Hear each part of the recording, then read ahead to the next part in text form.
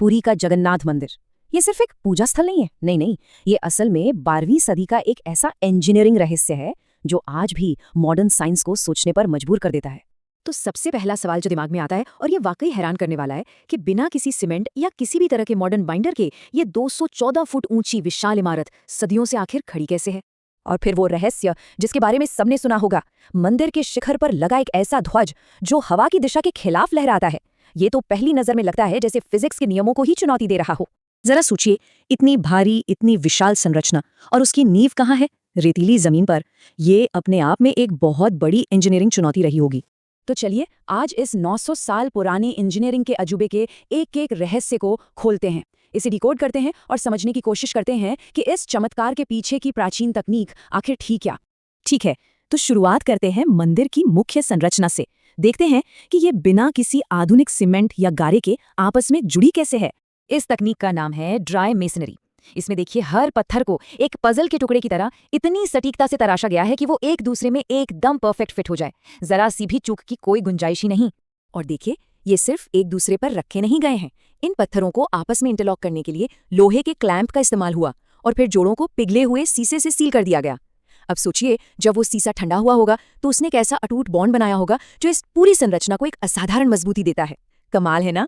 अब बात करते हैं नींव की, जो कि शायद और भी बड़ी चुनौती थी। इतनी भारी संरचना को समुद्र के किनारे की अस्थिर रेतीली मिट्टी पर बनाना, ये अपने आप में एक बहुत बड़ी इंजीनियरिंग की मिसाल है।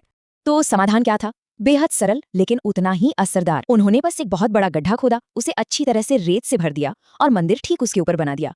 लेकिन असली जादू इस बात में है कि ये रेत आखिर करती क्या है। ये रेत एक सीज्मिक डैम्पनर का काम करती है। मतलब जब भी कोई भूकंप आता है तो ये रेत किसी शॉक एब्जॉर्बर की तरह काम करती है, सारी कंपन को सोख लेती है और उस झटके को मुख्य इमारत तक पहुंचने ही नहीं देती। अच्छा, अब चलते हैं मंदिर के बिल्कुल टॉप पर, जहां इसकी कुछ सबसे प्रसिद्ध और जटिल इंजीनियरिंग देखने को मिलती है। मंदिर के शिखर पर लगे इस नील चक्र को देखिए। इसका वजन है 8 टन, यानी 8000 किलो। जरा सोचिए, आज से 900 साल पहले बिना किसी मॉडर्न क्रेन के 8000 किलो के इस विशाल चक्र को 214 फीट की ऊंचाई पर कैसे पहुंचाया और स्थापित किया गया होगा। और ये सिर्फ एक प्रतीक नहीं है, ये अष्टधातु यानी 8 धातुओं के मिश्रण से बना एक बहुत बड़ा लाइटनिंग अरेस्टर है। मतलब ये आसमानी बिजली को इमारत को नुकसान पहुंचाए बिना सीधे जमीन में भेज देता है। और इसका डिजाइन वो ऐसा है कि किसी भी एंगल से देखिए, ये हमेशा एक जैसा गोल ही दिखाई देता है। तो चलिए अब उस सबसे बड़े सवाल पर वापस आते हैं। ये कैसे मुमकिन है कि ध्वज हवा की दिशा के उल्टा लहराए? इसका जवाब छिपा है एरोडायनामिक्स के एक सिद्धांत में। इसे कहते हैं बाउंड्री लेयर सेपरेशन। आसान भाषा में, जब हवा मंदिर के गोल आकार से टकराती है तो वो सतह से चिपक कर बहने के बजाय उससे अलग हो जाती है। और इससे होता क्या है वो यहाँ साफ दिखता है। सामने की तरफ एक हाई प्रेशर जोन बनता है और शिखर के ठीक पीछे हवा का एक खाली कम दबाव वाला क्षेत्र बन जाता है, जिसे वेक रीजन कहते हैं। अब जैसा कि हम जानते हैं, प्रकृति को खालीपन पसंद नहीं, तो इस कम दबाव वाले क्षेत्र को भरने के लिए हवा पीछे की ओर बहने लगती है। इससे छोटे छोटे हवा के भंवर यानी एडीज बनते हैं, जो ध्वज को अंदर की तरफ, मतलब हवा की मुख्य दिशा के खिलाफ खींचते हैं। और बस यही कारण है कि ध्वज उल्टा लहराता हुआ दिखता है। पर इंजीनियरिंग का ये कमाल सिर्फ बाहरी ढांचे तक ही सीमित नहीं है। चलिए अब मंदिर परिसर के अंदर चलते हैं और देखते हैं कि विज्ञान वहां कैसे काम कर रहा है। मंदिर की जो बाहरी दीवार है, जिसे मेघनाद पचेरी कहते हैं, वो 20 फुट ऊंची है। इसका साउंड इंसुलेशन इतना कमाल का है कि जैसे ही सिंह द्वार से अंदर कदम रखते हैं, समुद्र की लहरों का जो शोर होता है वो पूरी तरह से गायब हो जाता है। इसे अकूस्टिक डैम्पिंग कहते हैं। और यहाँ तक कि रसोई में भी भौतिकी का एक चमत्कार है। कल्पना कीजिए, एक के ऊपर एक रखे 9 बर्तनों में से सबसे ऊपर वाले बर्तन का खाना सबसे पहले पकता है। ये भला कैसे हो सकता है? देखिए, इसका कारण है हीट कन्वेक्शन और भाप का दबाव। नीचे के बर्तनों से जो भाप उठती है वो एक पाइप इफेक्ट के जरिए ऊपर की ओर जाती है और सबसे ऊपर वाले बर्तन में कैद हो जाती है। ये फंसी हुई भाप गर्मी और दबाव को इतनी तेजी से बढ़ाती है कि खाना सबसे पहले वहीं पकता है।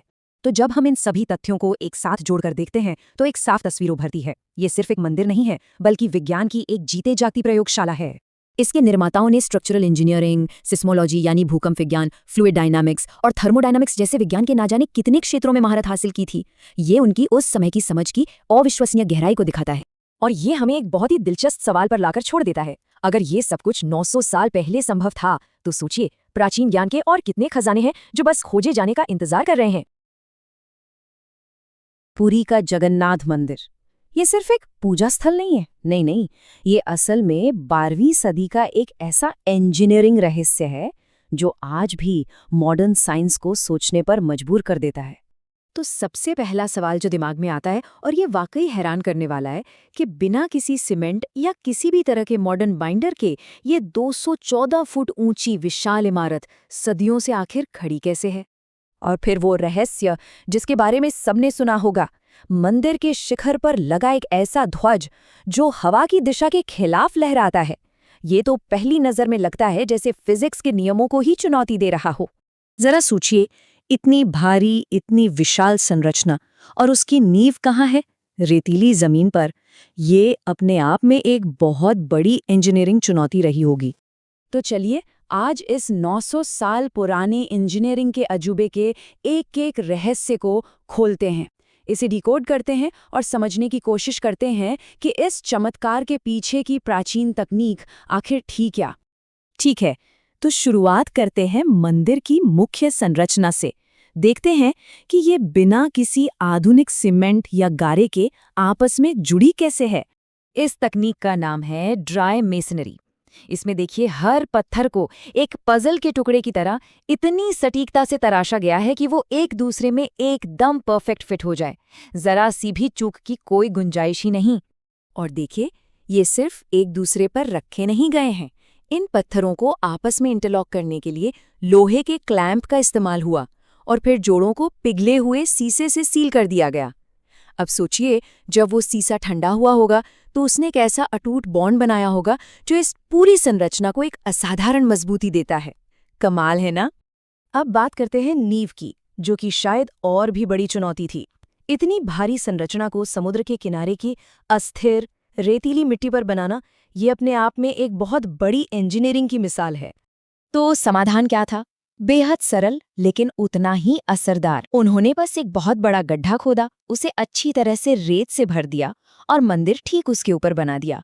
लेकिन असली जादू इस बात में है कि ये रेत आखिर करती क्या है। ये रेत एक सीज़मिक डैम्पनर का काम करती है। मतलब जब भी कोई भूकंप आता है तो ये रेत किसी शॉक एब्जॉर्बर की तरह काम करती है, सारी कंपन को सोख लेती है और उस झटके को मुख्य इमारत तक पहुंचने ही नहीं देती। अच्छा, अब चलते हैं मंदिर के बिल्कुल टॉप पर, जहां इसकी कुछ सबसे प्रसिद्ध और जटिल इंजीनियरिंग देखने को मिलती है। मंदिर के शिखर पर लगे इस नील चक्र को देखिए। इसका वजन है 8 टन, यानी 8000 किलो। जरा सोचिए, आज से 900 साल पहले बिना किसी मॉडर्न क्रेन के 8000 किलो के इस विशाल चक्र को 214 फीट की ऊंचाई पर कैसे पहुंचाया और स्थापित किया गया होगा। और ये सिर्फ एक प्रतीक नहीं है, ये अष्टधातु यानी 8 धातुओं के मिश्रण से बना एक बहुत बड़ा लाइटनिंग अरेस्टर है। मतलब ये आसमानी बिजली को इमारत को नुकसान पहुंचाए बिना सीधे जमीन में भेज देता है। और इसका डिजाइन वो ऐसा है कि किसी भी एंगल से देखिए, ये हमेशा एक जैसा गोल ही दिखाई देता है। तो चलिए अब उस सबसे बड़े सवाल पर वापस आते हैं। ये कैसे मुमकिन है कि ध्वज हवा की दिशा के उल्टा लहराए? इसका जवाब छिपा है एरोडायनामिक्स के एक सिद्धांत में। इसे कहते हैं बाउंड्री लेयर सेपरेशन। आसान भाषा में, जब हवा मंदिर के गोल आकार से टकराती है तो वो सतह से चिपक कर बहने के बजाय उससे अलग हो जाती है। और इससे होता क्या है, वो यहाँ साफ दिखता है। सामने की तरफ एक हाई प्रेशर जोन बनता है और शिखर के ठीक पीछे हवा का एक खाली, कम दबाव वाला क्षेत्र बन जाता है, जिसे वेक रीजन कहते हैं। अब जैसा कि हम जानते हैं, प्रकृति को खालीपन पसंद नहीं, तो इस कम दबाव वाले क्षेत्र को भरने के लिए हवा पीछे की ओर बहने लगती है। इससे छोटे छोटे हवा के भंवर यानी एडीज बनते हैं, जो ध्वज को अंदर की तरफ, मतलब हवा की मुख्य दिशा के खिलाफ खींचते हैं। और बस यही कारण है कि ध्वज उल्टा लहराता हुआ दिखता है। पर इंजीनियरिंग का ये कमाल सिर्फ बाहरी ढांचे तक ही सीमित नहीं है। चलिए अब मंदिर परिसर के अंदर चलते हैं और देखते हैं कि विज्ञान वहां कैसे काम कर रहा है। मंदिर की जो बाहरी दीवार है, जिसे मेघनाद पचेरी कहते हैं, वो 20 फुट ऊंची है। इसका साउंड इंसुलेशन इतना कमाल का है कि जैसे ही सिंह द्वार से अंदर कदम रखते हैं, समुद्र की लहरों का जो शोर होता है वो पूरी तरह से गायब हो जाता है। इसे अकूस्टिक डैम्पिंग कहते हैं। और यहाँ तक कि रसोई में भी भौतिकी का एक चमत्कार है। कल्पना कीजिए, एक के ऊपर एक रखे 9 बर्तनों में से सबसे ऊपर वाले बर्तन का खाना सबसे पहले पकता है। ये भला कैसे हो सकता है? देखिए, इसका कारण है हीट कन्वेक्शन और भाप का दबाव। नीचे के बर्तनों से जो भाप उठती है वो एक पाइप इफेक्ट के जरिए ऊपर की ओर जाती है और सबसे ऊपर वाले बर्तन में कैद हो जाती है। ये फंसी हुई भाप गर्मी और दबाव को इतनी तेजी से बढ़ाती है कि खाना सबसे पहले वहीं पकता है। तो जब हम इन सभी तथ्यों को एक साथ जोड़कर देखते हैं तो एक साफ तस्वीर उभरती है। ये सिर्फ एक मंदिर नहीं है, बल्कि विज्ञान की एक जीते जागती प्रयोगशाला है। इसके निर्माताओं ने स्ट्रक्चरल इंजीनियरिंग, सिस्मोलॉजी यानी भूकंप विज्ञान, फ्लूइड डायनामिक्स और थर्मोडायनामिक्स जैसे विज्ञान के ना जाने कितने क्षेत्रों में महारत हासिल की थी। ये उनकी उस समय की समझ की अविश्वसनीय गहराई को दिखाता है। और ये हमें एक बहुत ही दिलचस्प सवाल पर लाकर छोड़ देता है।